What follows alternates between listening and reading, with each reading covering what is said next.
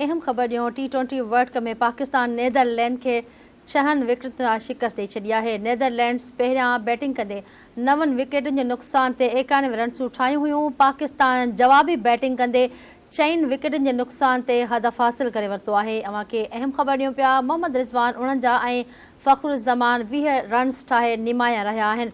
शान मसूद 20 रन्सूं ठाहियूं।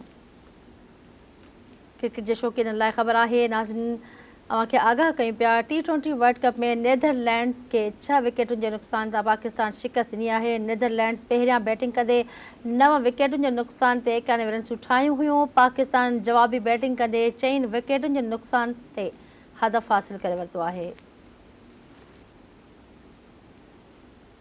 नाज़रीन अवां खे आगाह कयूं पिया। पाकिस्तान टीम में मोहम्मद रिज़वान 49 ऐं फ़खरुज़्ज़मान 20 रन्सूं ठाहियूं निमाया रहिया आहिनि। शान मसूद 20 रन्सूं ठाहियूं आहिनि।